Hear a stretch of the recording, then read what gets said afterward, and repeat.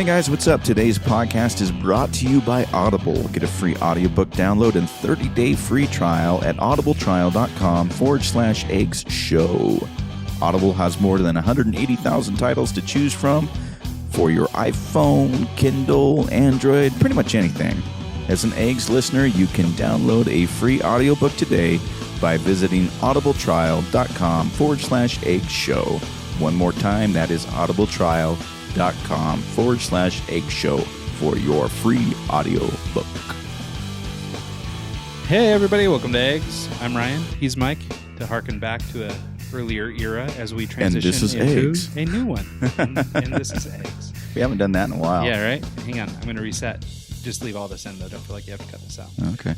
I'm Ryan. He's Mike. And it's Eggs. Woohoo! Aww, see, that felt good. Felt So anybody good. who's listened to the first 20 episodes of our show, more or less, sort of started like that. And I actually still like it. You know, it's my personal opinion. But we've sort of gotten away from it because we've been having guests on, and that was not happening back in the day.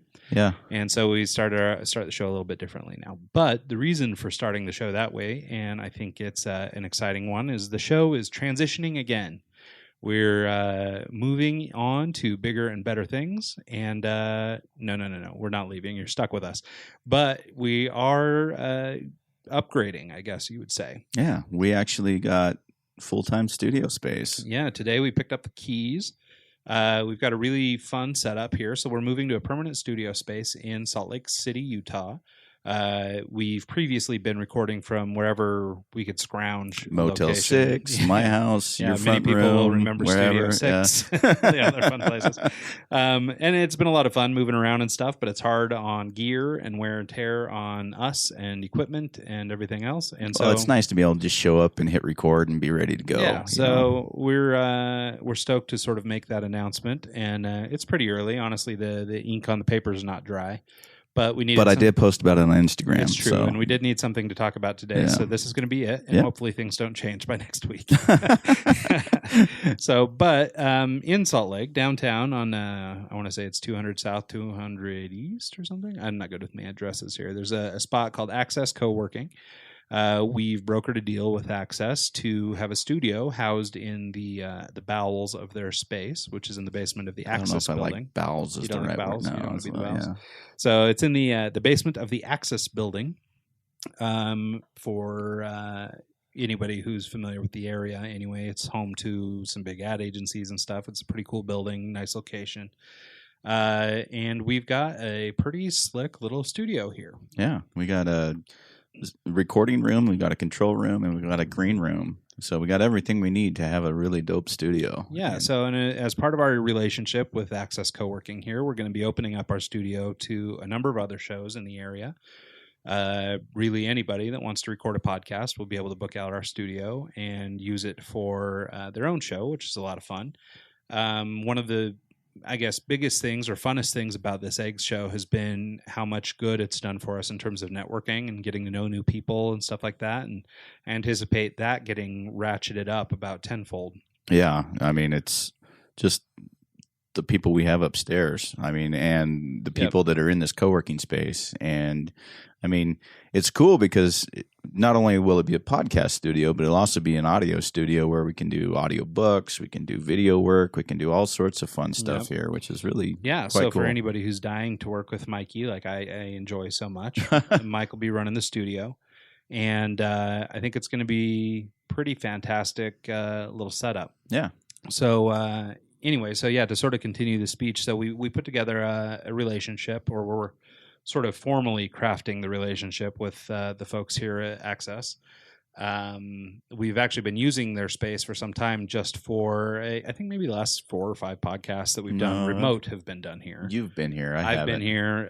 I think Mike was here for Jamal Collins when he came on the show.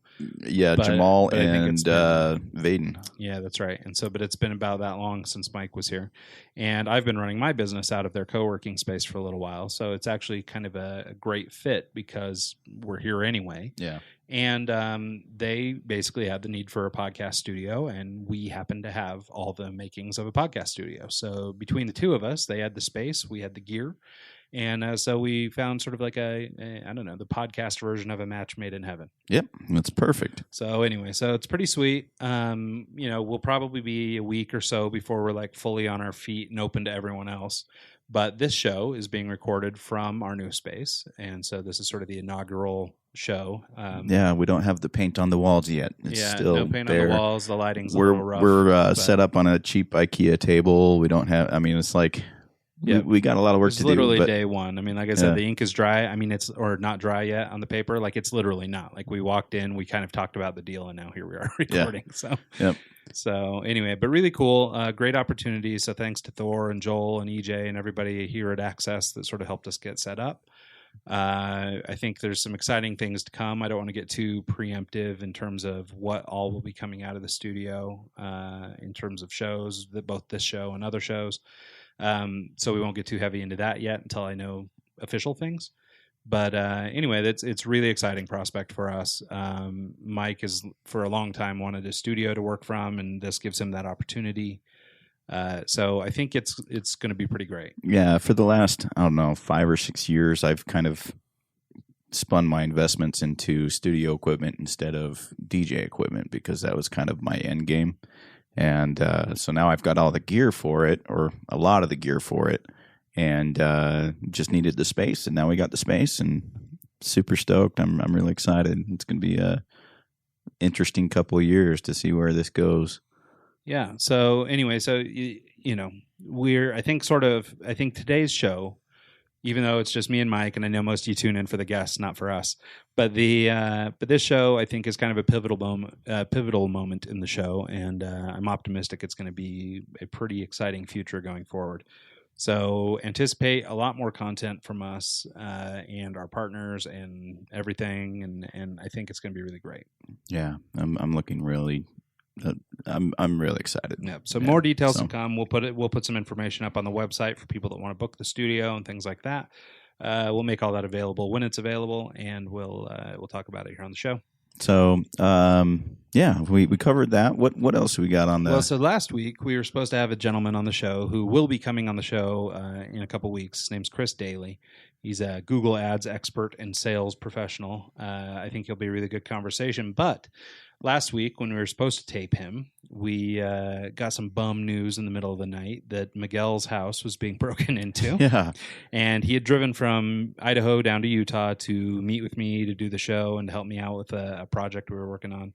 And suddenly at about 11:30 at night, got a call from his poor distressed mother who was home being robbed. Yeah. So it's kind of it's my parents' house that got broken into. I was in Salt Lake at the time and got a text message from my mom.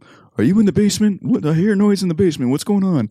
And she was freaking out, and I called her, and she was like, "Are you downstairs?" I'm like, "No, I'm not downstairs. Why would I be down? I'm in Salt Lake, down in Utah." Yeah, and pretty much I just said, "Hey, call the cops," and I'm on my way. So instead of hanging out for the next day and doing the podcast like we were supposed to, we canceled on Chris, and I went and made sure my mom was safe. And then I spent the next 3 days installing video surveillance equipment and all sorts of fun stuff, just so that it won't happen again.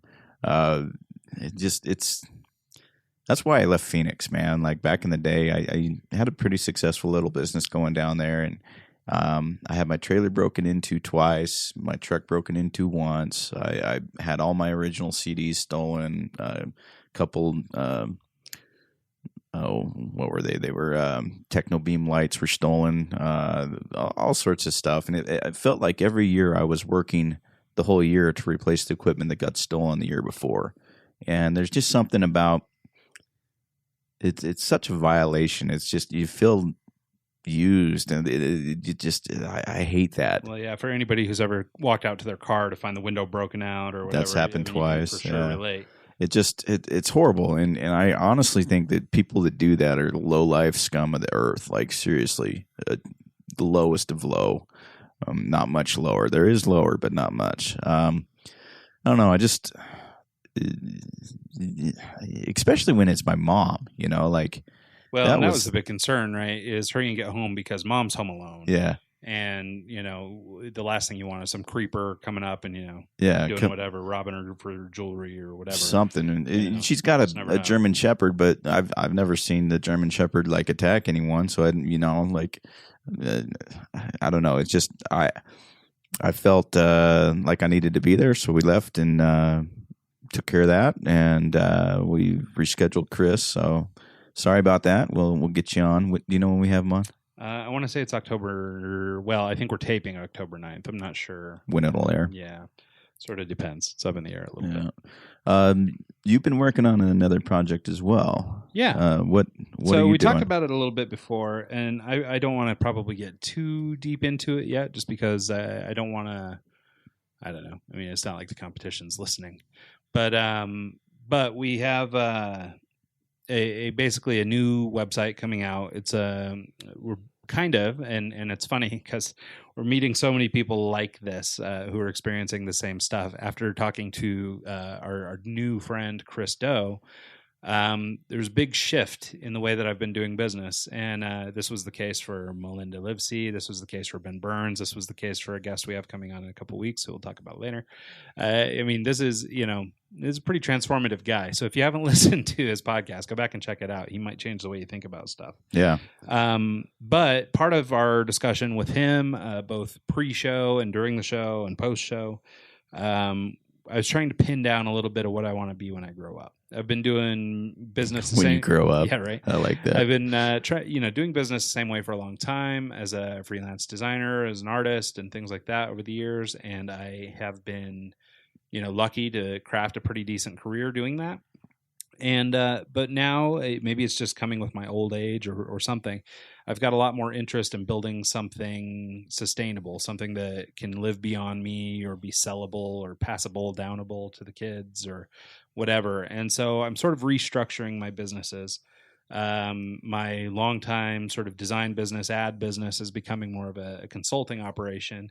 We're launching a separate creative business that's strictly creative. It's only going to be a source for creative output. And then a third business we talked about before, my little whittling concept, my little woodworking deal.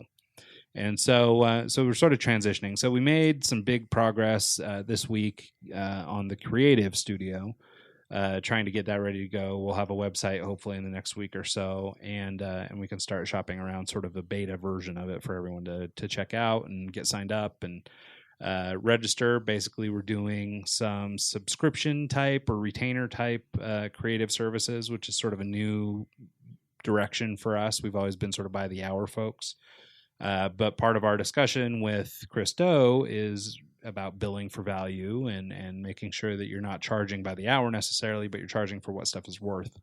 And I believe we've come up with a system for doing that for agencies and small to mid-sized businesses who are in need of creative resources, but don't necessarily have the bankroll to have an in-house team or whatever. And so we've been offering this service for literally almost as long as I've been in business. We've forever called it the virtual art department, or the VAD. More recently, we started calling it the symbiont, which is this idea that we're two symbiotic things, our company and your company, and we need each other to thrive. And then, and now we're sort of just evolving it completely out to a new company. It'll be called Root Hog Creative. Where does Root Hog come from? Well, so Root Hog is got a couple meanings. Where it initially comes from is my father, while he never actually saw action in Vietnam, was drafted and had a medical condition that kept him from actually going and seeing action. But he has a bunch of old Army buddies, and every year those Army guys get together and they do this thing called the annual. And it's this, I mean, it's been going on since Vietnam. It's this group of old dudes, and they get together and sort of just hang out with one another. But my dad, when he was alive, just in the military, nobody knew how to say his last name. So they called him Root Hog. My last name is Rogar. Okay. And it just evolved into Root Hog. I thought that was the name of the company that he would assigned to. No, I never. Yeah, no, it's it's cool. just somebody bastardizing our last name. And so anyway, bastards. so it sort of stuck. And actually, when I was a little kid, and I would go show up around the annual every now and then. I went up every couple of years or whatever to visit with my dad and to visit my uncle and some other people are in that. This was at Bear Lake. Yeah, down in Montpelier, Bear Lake area. And a lot of these dudes that go up there, I mean, two of my uncles go, and all their friends go, So, I mean, I know a lot of the guys up there, and over the years have known a lot. But they used to call me Little Root because, it was the spawn of Root Hog. Oh. And so, anyway, so it sort of came from that. And so it's a little bit of an homage to that, and sort of I don't know. So it's a tip of the cap to Dad. But then there's this other sort of fun component that I think is maybe a little more apropos, is that the word, for doing this kind of work for creative services and marketing services. Well, strictly creative services. There's a phrase, and I'll probably mess up the years and all that stuff, but back in the 1800s, there was this phrase that was root hog or die. And the idea is that, keep rooting, keep digging, like the pigs, they would use the hogs to find the truffles and stuff like that. So keep digging or die. And I kind of like that as a marketing message, sort of, root hog or die, so keep your business marketing, keep your business, digging or perish. I like that. Yeah. That's so cool. I think it's kind of a cool thing. So it's got this little double meaning. It's at one point we were talking about getting a little miniature pig. Yeah, office pig. Yeah, we could get a studio pig, but I don't know if it'd go over too well here. Yeah, the folks here at Access may not love the office pig. Yeah, come on. Yeah, I always had the fantasy. I saw once online these pigs that somebody had tatted up, so they were like full body sleeve tattooed pigs. That's amazing. And I just thought it would be the dopest pig to have just roaming the halls of the office. And so, nice 300-pound big fat pig. Just put box train him in the middle of the place. No, man, pigs are smart. You just box train him. You tell them where to go. Right. So, but then also the cutest thing in the world. Dude, I have a hard time with a litter box and a cat. Can you imagine that? Yeah, the pig. Yeah, we'd have to have like a big piggy door or something so he could let himself out. Yeah. But anyway, so that's kind of the story behind Root Hog, and so that will largely be where the creative services are run out of. So what's R2 going to be? R2 is going to strictly be brand strategy and consulting. So and there's a lot of crossover between the two things. But basically what's happened is in my business, I've discovered over the years that really what I was calling a business was just really my freelance career on steroids. I mean, I have employees and I have some helpers, but they really were just helping push out the walls on my bandwidth. Yeah. And so the problem is that I'm at the core of that, and I'm the bottleneck. I can only take on so much work. And so it sort of makes us not real scalable. Yeah. And so the idea in this retransformation kind of thing is that I will be the bottleneck at R2 because I will be the core provider of consultative services in terms of brand strategy and development and things like that. Now, we may bring on other consultants and other, disciplines and things like that. But for now, that's what it'll be, is largely brand consulting. And, so that'll be what we're doing there. And I will be sort of the bottleneck there, but hopefully I will have the privilege of taking on higher dollar, better clients that I can focus more energy on and really put my energy into that one client or couple clients or few clients. And then all the business that, is sort of this drudgery, the design work, the business cards, the stuff we have to grind out day in and day out will be handled by Root Hog and the team at Root Hog. And so, which will, like I said, it's really just reorganization. It's sort of shifting resources around a little bit and putting our designers on Root Hog. All our clients will transition to Root Hog at some point. And then R2 will just switch to consulting, but it'll take a little bit of time, but all sort of inspired by these conversations with Chris Doe. So anyway, so that's kind of a big thing that's going on. That's cool. So, but interesting thing, and I think I told you, but maybe I didn't. So maybe this will come as a surprise or maybe it won't. Just speaking of my dad. So I found out a couple weeks ago that I have a new sister. Oh, yeah, you mentioned that. Have you met her yet? I haven't met her yet. She lives here in Salt Lake, actually, which is super convenient. But of all the places, yeah. I mean. But apparently when my dad was 17, he knocked up some girl. I don't even know that he was aware that it happened, because I guess she was living in his town, but temporarily, while her father worked on the oil pipeline coming through Paris, Idaho. And their parents kind of just kept it on the DL or something. Yeah, it sounds like they were strongly religious and sort of, it was the 60s. She was born in 69, so this is 68 time period we're talking about. And, they were religious, conservative, and it sounds like maybe she went right into adoption as soon as she was born and was raised sort of in a Catholic orphanage and stuff like that. Like, so probably not the best life ever. However, she came out good on this end. She's a doctor here in Salt Lake, which is cool. So she's not just looking for money. But yeah, that would be awkward. I don't mind having a half sister unless she needs money. But she seems to be on the up and up. She was very pleasant. I talked to her on the phone. And how did that conversation go? Did she call you or email you first? She called me, and it was kind of a weird setup. So she had gotten in touch with her birth mother. God bless the internet. Everybody can track everyone down. So she found out who her birth mother was, just, I guess, this year. And her birth mother turned her on to my aunt's name. Somehow she remembered my aunt's name.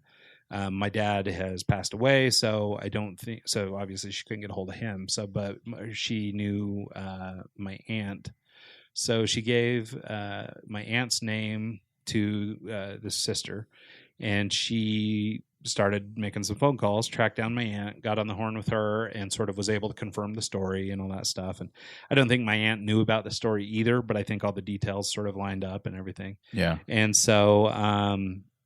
So she passed my name to her, basically, hey, did you know you have a half brother? What? So she passed my name down. I assume she passed down. I have another half sister too, that I suppose probably got the call as well, and all that stuff. But I honestly don't know. So, but we've been trying to get connected the last couple of weeks. Unfortunately, I've been too busy at work to really make it happen. But hopefully, maybe next week I can try and find time, or maybe even this week. I don't know. But anyway, kind of a strange thing. But just since we had brought up my dad, it was kind of an interesting subject. Yeah, interesting subject, because it's not the phone call you get every. No, I mean, like, how do you start that conversation off? So, hey, Ryan, I'm your half sister. I mean, yeah. So she called. She said, "Hey, just so you know, my name is and I won't say her name right now, just because. Yeah. I still confirming details. You got the DNA test going on. No, I believe her. It all adds 23andMe checked out. Yeah, I mean, like I said, if she came calling for money or something, I'd be a little more wary. But she just wanted to get to know her family. That's cool. So I'm all good with that and in full support of it. So anyway, she called. She said, "Hi, I was talking to who is my aunt, and I wanted to let you know that I'm your half sister." And I think she anticipated me being a little more like, "What?" I was like, "Cool. So what do you do? How are you? Where are you from?" For people who know me, my pulse doesn't fluctuate too much. And, it was the 60s. My dad, has been dead for almost 20 years now. I mean, it's like, how affected could I be? Yeah. And this woman is actually now the oldest of my siblings. She's older than my previous oldest half sister. So it's from a time period that was before he was married to my mom, before he was married to his first wife. Before, it'd be one thing if he tried to hide it and cover it up, but it sounds like he just didn't even know. I'm not even sure he knew. Yeah. And and I mean, back in those days, it's not like she could, the mother could get on Facebook or something and shoot a note, "Hey, by the way, I'm pregnant." Yeah. So I think once she left the Paris, Idaho area, just no more contact. People didn't have cell phones. So I think it's likely he didn't know. Maybe he did. I don't know. But so no way of knowing at this point. Yeah. So, but I sort of suspect, just based on what I've heard, that it doesn't sound like he knows or would have known. And so, but like I said, I mean, there's nothing shady about it. He was, I think we figured 17 or 18 at the time. Sounds like it was kind of a one night stand, a little fling or something he had as a teenager. It didn't interfere with any marriages or anything like that. So, I mean, it wasn't scandalous or something, and so I think it's, not that big of a deal really, just, the sort of thing that happens. And, I would feel much worse if she grew up to be, a strung out junkie or something, but it seems that she found her footing despite kind of growing up in a less than ideal way. Through the orphanage and stuff like that, and foster families and things. And so, so despite having sort of a shitty hand given to her. It sounds like she sort of pulled her nose up on it and did well. And you know what kind of doctor she is? I don't know the specific. I know it's like a female doctor. I know she's like a midwife and a bunch of other stuff related to child rearing. Fun. So yeah. So anyway, so I'll get a chance to meet her hopefully before too long. And you just need to find another half sister or sibling that you don't know about who's like a chiropractor or something. Because my back is jacked. Hey, I'm working on a chiropractic client. Don't worry, it won't be long. So anyway, so that's kind of a fun thing. So fun thing for anybody who's been following Mikey on LinkedIn, and I don't know, maybe you're putting this on Instagram and some stuff as well. But our little pianist has come back to I don't play. like that word. I don't like that word. What? That you're a raging pianist? I don't know. Yeah. I mean, you're not as big a pianist as a lot of people. You know, you're kind of new to the game. But I mean, when you were a little pianist, you learned how to play classical music and things like that. Yeah. And now, as you've become a little bit bigger pianist, still not a huge one, but like an average size pianist, you are getting back into music. I should have just let that slide. So it's funny. So I think, and correct me if I'm wrong, but I think the inspiration to get back into playing music came by way of this podcast and a guest, Melinda Livesey. Yeah, we were. Maybe you've had interest besides this, but it seems like that sort of kicked off the rebirth. Well, I started playing the piano when I was 4 or 5, and I played all the way through high school. When I left and went to the Philippines, we sold the family piano, and I came back and didn't have one, and so I pretty much just haven't played since. And when we were talking with Melinda, somehow we got on the topic of, I guess she played the piano, and I think we were talking about Rachmaninoff piece, Prelude in C sharp minor. And that song kind of has some personal meaning to me. When I was in high school, my grandpa gave me the sheet music for it, and it was one of his favorite songs, and it was always one of my ambitions to play it. And if you know Rachmaninoff, you know that type of music, you'll know how hard that piece is. Essentially, it's, in my opinion, one of the hardest piano pieces to learn, mainly because Rachmaninoff has huge hands, and a lot of the fingering that goes into playing that song overlaps. So you're literally, one hand's playing on top of another, and you're playing, I started learning it. It was the last piece I started learning before I quit. And so it's kind of like this looming thing over me that I never finished it. I never actually learned it. And when we talked about it with Melinda, it kind of it sparked that in me to like, oh man, I never did that. And so I kind of, after thinking about it for a few days, I was like, I'm going to do this. I'm going to figure out how to play this song and actually do it. And so I posted about it on LinkedIn and tagged Melinda about it and was like, hey, just so you know, I'm going to, learn how to play this piece. And that's quite the commitment, where I haven't played in 10 years or 12 years. And I started, 2 days ago, I found a practice room at Idaho State University. They have the Performing Arts building there, and I just went and found a piano and sat down and started, going through some of the sheet music I used to have. And just for kicks, I set the phone on a music stand that was in the room and said, hey, all right, this is the first time trying to play this song in 10 years. And I stumbled through like the first little bit, and it definitely wasn't a polished performance. And then I thought it was kind of cool, though, sort of showing, I mean, I haven't practiced this for 10 years, so I mean, like, how good could you be, right? Yeah. But it's still, I mean, for like me, a novice who doesn't play at all, I mean, it didn't sound bad. Yeah. And you could hear it was rocky or whatever, but once you're going, and it's kind of cool. Well, it's fun the muscle memory is still there. It's like my hands want to do it, but they just can't. Well, I think what I love about it too is it's sort of, I don't know. I mean, it's really the bread and butter behind this podcast. It's process. Yeah. And I think you're showing. I mean, now granted, you had some training in the back in the day, so I mean, you're not starting from zero. But to rebuild those muscles and tone those muscles and get the muscle memory back and just to do all those steps, I mean, is a process. And to show your vulnerability, you know, by letting yourself not be perfect on camera. Yeah. I just think even that's being on camera for me sucks. I don't like being on camera. We've been talking, now that we have a studio, we were talking about doing video. And I'm terrified. So I'm on keto now to lose weight so that I can try and not look ridiculous on camera. But yeah, so before long, I think we'll be doing a live or a video version of this show too. Yeah, it'll be fun. It'll be good. We need to. I mean, it'll be a great component to add to the show. But yeah, I'm definitely not excited to be on camera. Yeah. Well, it is what it is. It's just something that, you know, it takes a little getting used to. And you know, 2 or 3 days later, after practicing a few times, I did it again, and it's much more improved. There's still, you know, some things, but I think what I'll do is, as I learn a new song, I'll kind of, you know, work my way up and show, hey, this is how I start, and this is what it sounds like when it's done. And the goal is to eventually learn how to play Prelude in C# minor by Rachmaninoff.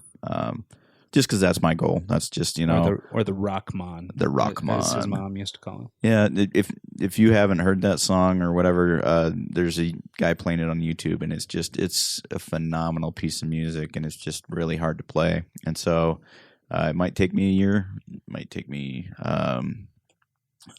you know, 6 months. Who knows? But you know, we could. It'll just be a fun thing to well, that's cool. Stay up and to I date mean, with. you know, that's one of those things that, you know, I mean, you're never gonna not benefit from sharpening that kind of skill. You know, like I've been thinking the last few days about how I wish I'd have put a little more energy into learning guitar and stuff, and like I need to just pick it up, just each day, just pick it up and just play a little bit. Like I don't have to be good or anything, but like I learned like 4 chords and then stopped learning. And so I would have been much better off if I'd have spent all this time since then working on it, I'd be a virtuoso. Well, even just 10 minutes a day. They say music is super good for your, you know, sort of cognition and being able to problem solve and things like that. It's also good stress reliever stuff. Like I think music is for key. me, it's amazing to just even going in the last 2 or 3 days and practicing for an hour or so a day.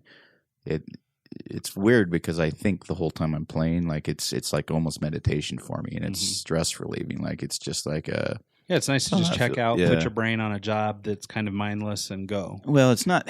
Maybe mindless is the wrong way to think about it, but it's something you can do a little bit in autopilot. If you're just playing like the simple stuff and you're doing it just to play, it's mindless and it's cool. It's just a relaxing thing, and it's also when you're in the learning process of it, it's fun to finally nail that, you know, 8 measures and oh cool, I got it. Let's move on to the next one, and then move on to the next one, and then before long you have the whole thing done. There's actually a really good book that I listened to recently. Stop. That's not it. Mike, come on, be a professional. Well, I pulled up. Why are you playing? Shut up. We can't take Mike anywhere. Yeah. Did I mention he's a pianist? Yeah. Okay. So it's called The Talent Code by Daniel Coyle, and it talks about what is it? Meiosis, or there's this stuff that osmosis. No, it's symbiosis. I can't remember what it's called, but mitosis. It talks about, like, you know, the 10,000 hour rule, like 10 years. 10,000 hours to become a professional, an expert on something. Mm-hmm. He goes and he analyzes like soccer players in Brazil and virtuoso pianists and people who are just these brilliant, you know, musicians or whatever their role is, and he figures out, you know, what made him good, and there's this. It's part of like your nervous system, like your reflexes and your responses, and the more you do it, it's like almost it's building a highway to your reaction time. The neuro pathways. Yeah, I can't remember the word for it, but it's a really good book, and he breaks it down very well. Like with the soccer players, essentially what there was this specific area of the world where they were consistently producing these amazing soccer players. Just they kept coming from this one spot. So he went down and he figured out who the coach was for these guys, and it all originated from an indoor game with a smaller soccer ball. And so they had a smaller area to practice and a smaller ball to use. And so their reaction time got better.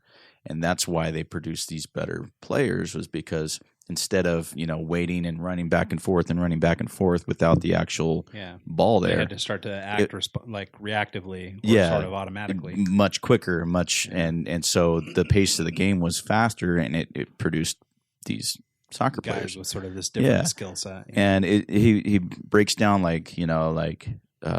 practicing techniques and how to be, get more out of the time that you put into it.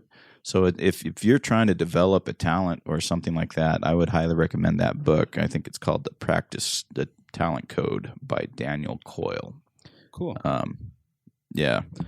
Anyways. That's great. Well, and I mean, for anybody who's like a fan of Tim Ferriss, he does a lot of that kind of hackery, to figure out the most optimal way or the most efficient way to learn a new skill or whatever. And so I think he'd be a good one to read as well. But yeah, that's awesome. So also, we had a guest on last week. His name Matt Silderman. He recommended a book too. And weren't you saying before we got on air that there was you were listening to his book? I'm spacing. Oh yeah. I was listening to that on the way down here. I have a 2-hour drive from Salt Lake to come and do this, and the book is called. Where are you? This is how you know we prepped. Lost and Founder by Rand Fishkin. Yeah. And that was a recommendation from Matt. And Rand is a SEO expert and started a couple companies that have been wildly successful and really key to that sort of whole SEO movement. Well, the cool thing is this book, it starts talking about his early years. And he's from Seattle, and he started a business with his mom, and the business went belly up. Like they were $150,000 in debt. He had a debt collector showing up at his door. Like they literally they were paying like $2,000 a month in expenses for his office space, but he still had his lease to extend, but they couldn't pay the lease. So they had to, in the middle of the night, get all their equipment and load it in a truck and get it over to another like co-working space so that they couldn't put a lien on all the equipment that was in the building so he could get out of his lease. And it's cool to hear stories like that from someone of his caliber, his level, that, he's running like a $40 million business now, and it's huge and successful. And to hear that, like when I was graduating high school, he was in the same position that kind of like we're at right now, I wouldn't say we're 150 grand in debt, moving from our lease, maybe but not as bad off. Yeah, but well, and it's one of the things we've tried to extract from different guests of this show, the interview with Ryan Carson, for example, or even a little bit with Chris Do and, some of these other CEO types. Just this idea that before you were successful, you weren't. I think right now we live in this society, the Instagram world, where everybody appears to have a yacht and they live on the beach, and everyone must be super wealthy. And little do they know, they just walked up to a boat at a marina and said, "Hey, here's my Meanwhile, boat." they're positioning their whole life, renting the jewelry for the rappers and the hip hop videos. Yeah, I mean, everybody is only showing what they want you to see, and so we sort of become programmed to think, well, God, how come everybody else is doing so much better than me? Although I got to tell you, last night this asshole in bright orange Lamborghini convertible pulled up next to me. Yeah. And Lucas, of course, my youngest, was hanging out the window because he loves the Lambos, man. And so he rolled down the window, and his little eyes were just looking out the window. And this dude, he pulled up. He saw Lucas hanging out the car, pulled up alongside, and just kind of revved it for him. Hit the throttle a couple times. That's awesome. And got the motor popping and stuff. And Lucas was just losing his crap. It was Dad, why don't you have that car? Yeah, no. So I got to get on that. So speaking of Lambos, Lamborghini want to sponsor? Mm-hmm. I mean, I think that this podcast we could still use an RV too while we're at it. Yeah, well, Lamborghini now makes a sweet sport utility. So let's get that. That's so pointless. Yeah, the Lamborghini sport utility. That's like, I don't know. It's pretty sweet though. And so Lambo, #Lamborghini. Give us a shout if you'd like to sponsor the show. Yeah, we'll wrap it like drive around a Lambo, and we'll talk about it and all that good stuff. We'll rev the throttle for the youngsters. Yeah, totally. But that's I don't know. It's cool to think that like we're doing all right now. Yeah, but it's cool to think that like this guy Rand, he was in the same boat that we've been in, and now he's running this multi-million-dollar company and a big player in the market. Yeah, well, I think it speaks to a person's character too. Much like our young pianist over here putting his like process on Instagram and showing his vulnerabilities. Showing I'm not perfect yet, but I'm learning. Rand sharing his story of not success prior to success, I think, can really serve as a motivator for people who are trying to find their way. Well, one thing that he talks about in the book is full transparency. When he started it's Moz is his company, I think. Yeah, MOZ. Yeah. Former company. He's moved on, apparently. Well, when he would sit down and talk in the meetings with his, his business meetings, he would say, don't send an email that you don't expect to get hacked someday and shared. So be 100% transparent. Don't be, like he goes and shares his financials in the book. He shares, I don't know if they're still doing it, but Treehouse used to do that for a while too. Ryan Carson's company. Yeah, and I fully agree. I mean, like, there's no reason to hide anything. Like, why try and cover something up?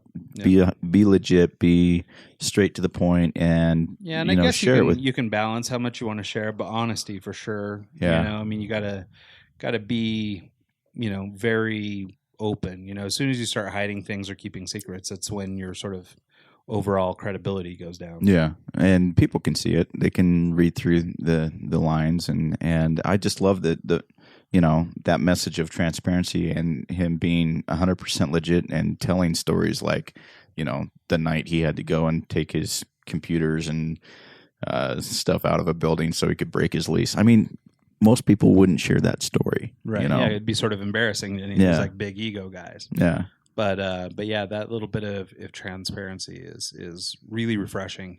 And I think really helpful for people who look at a guy like him now, who's, of course, successful and has found his path.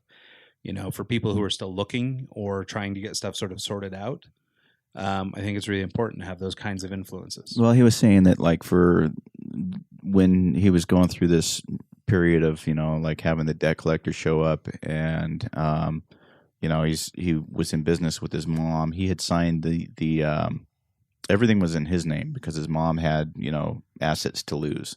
And so all of the debt and everything he had signed for. And so it was on him, but they were hiding it from his dad. Like, his dad didn't even know that the business was failing. They were taking home a check every week so that his dad would know that, oh, they're doing all right, whatever. And then he said that it ruined his relationship with his dad and caused all these problems. And when he started Moz, the number one thing was he wanted to be fully transparent because he was sick and tired of trying to hide stuff from people.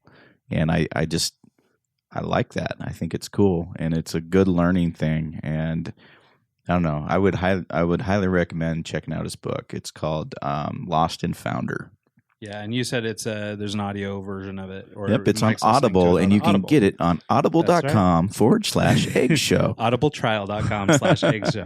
So, for free. Go there, download it for free, and tell them your friends over at Egg sent you. audibletrial.com/egg show. Yeah. Look at that, working on a read into the spot. God, we're getting good at this. We're doing things right. All right. Well, with that, let's just I want to talk about a couple upcoming guests, and we'll get out of here. Yeah. So we've got some fun folks coming up. I just want to sort of talk about them for a minute because we've got some cool people coming. Coming soon, we have Dave Sanderson. Dave is a motivational speaker. He speaks on matters of business, entrepreneurship, all that kind of good stuff. He's also a survivor of U.S. Airways Flight 1549, which is the what do they call it? The Miracle on the Hudson. Yeah. The story that was turned into the movie Sully. Wasn't he the last passenger off the plane? He was the last passenger off the plane, and I'm sure he'll give us a little insight to that story. So I'm looking forward to that one. That'd be kind of it's going to be really cool. He also is a host of Moments Matter podcast on iHeartRadio. I guess it's probably on iTunes and other places as well. So check him out, Dave Sanderson. We also have AJ Wilcox coming up. He's a LinkedIn master, and he's a master or a marketer and expert in LinkedIn advertising, which is sort of a unique subsect of digital advertising. I think for people who are trying to target professionals or business-to-business type relationships, I think this will be really great information for you. I'm sure he's got a lot of good stories to tell also. We'll be making up our interview with Chris Daly. He's the guy who got cut off because of Mike's unfortunate break-in. Yep. He's a Google Ads expert, sales professional, and I think really interesting guy. So I'm looking forward to that talk. Now, I'm going to butcher this guy's name. I mean him nothing but peace and love, but I am going to give it a shot. His name is Zach Chmeis. Chmeis. Yep, we will get the correct we'll figure out how to say it before his show. Yeah. Jesus, hopefully he doesn't hear this. But he's CEO and co-founder of a website called Straight Method. Straight Method is a website that provides resources for creative people. Most recently, he partnered with our Egg Show alum, Melinda Livesey, to do a document on consultation and things like that matter. There's also a bunch of other things on their website. So check that out, straightmethod.com.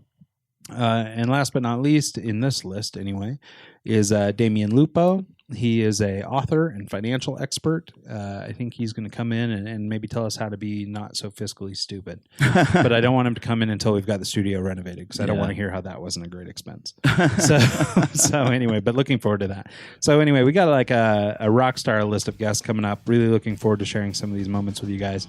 I think it's going to be awesome. Also, I anticipate a lot more interesting guests coming. As we get established here at the Access Co-working in downtown Salt Lake. I suspect we'll have different businesses and entrepreneurs, business leaders, people like that who use this space as well on the show. And I think there's going to be some more exciting and interesting broadcasting being done by your Eggs crew in the not-too-distant future. It's going to be really fun. Yeah, lots of great stuff going on.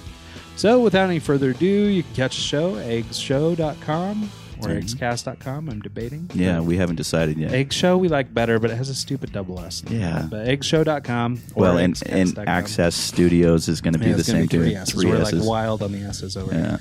So, but eggshow.com, you can also check out the Instagram, It's Eggs or Egg Show also, and twitter.com, Egg Show as well. Cool. So catch us on the socials, catch us on the website, catch us wherever you can catch us. Download on iTunes, Stitcher, Google Play, Spotify, all the fun places. Everywhere great podcasts are found. And looking forward to a super exciting future. So with that, everybody have a bomb week. And we'll see you in the next one. All right. Later.